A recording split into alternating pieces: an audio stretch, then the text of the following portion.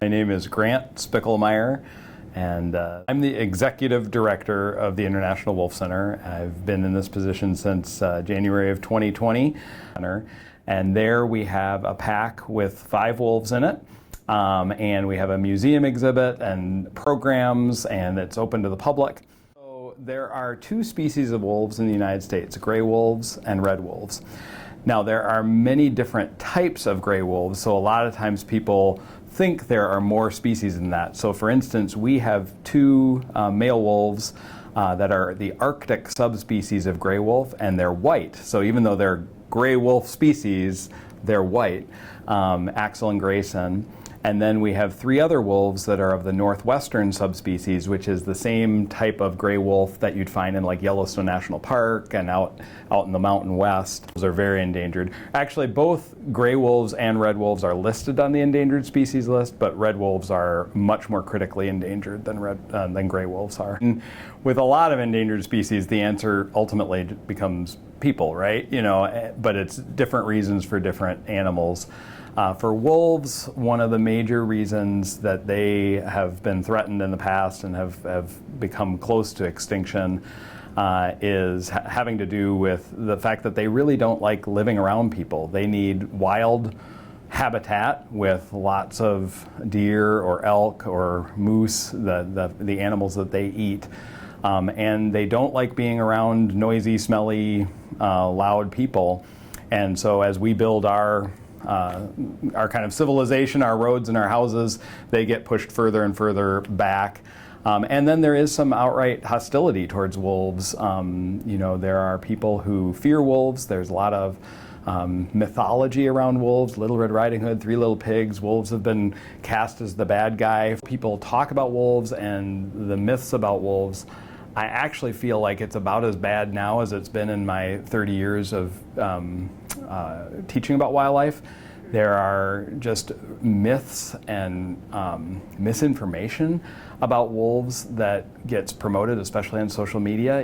This is not unique to wolves, right? It's all over society. But one person gets on social media and makes a claim about wolves that they, for instance, are vicious killers that'll kill hundreds of sheep for sport, and they don't even eat them. That rumor has gotten tossed out before, that wolves kill for sport, that they enjoy killing, and it gets said over and over and over again on social media.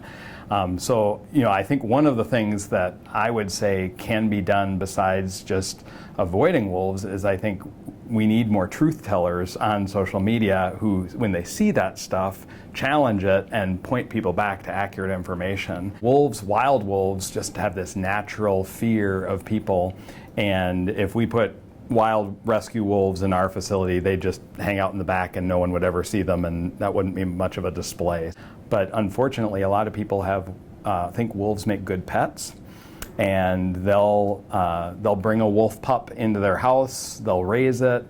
After it gets to be about a year old, it starts ripping up the furniture, it might attack their other pets, it might bite them, and then they realize, oh, I can't take care of this thing anymore, and then they have to figure out a new place to put it. So unfortunately, the biggest need for rescue facilities is for people who have pet wolves or pet wolf dogs and can't handle them anymore. So that I guess would be another thing I'd encourage is if you hear of somebody who's saying, oh, I think a wolf would be an awesome pet, that they're really cute when they're like 2 months old, but they do not make good pets long term. You're always very aware that at the end of the day, these are wild animals, and you have to treat them as if they're wild animals, even though you may have a relationship with them, they've grown up. We don't let the public go in with our wolves. There are other facilities that you'll see online that will take people in with wolves, and you'll see pictures of wolves licking their faces and things like that. We don't think that's a very good message, because unfortunately that makes a lot of people, that's where the idea that wolves make good pets comes from. Plus which we just, it's a risk. Anytime you have a wild animal, even though it's used to people, a startling noise, something it's not used to, maybe even a smell, a perfume or something that's on the person could set them off. So you need to be really, really cautious. The best thing that kids do with safety in the woods is they make a lot of noise, right? So you want to avoid surprising wild animals. So one of the ways you do that is by, talking, laughing, just looking around and being normal people in the woods, just talking to each other. If you're really quiet, you might accidentally startle a wolf. Most likely a wolf is not going to attack you. Their first instinct is going to be to run away, get away from you. If you did happen upon a wolf, probably your best bet is to stand, make yourself look very big, make a lot of noise, clap, yell, shout, do whatever you can to just kind of intimidate that wolf and make it go away. The thing you should not do is turn around and run because of course that's what their prey does, right? Their prey runs away from them, and stand your ground, make yourself as big as possible, make a noise, throw something at it. If you got I always say, walking around the neighborhoods here, if you are worried about coyotes, carry a tennis ball in your pocket and you can just chuck a tennis ball at them. Otherwise a rock or whatever, that's fine.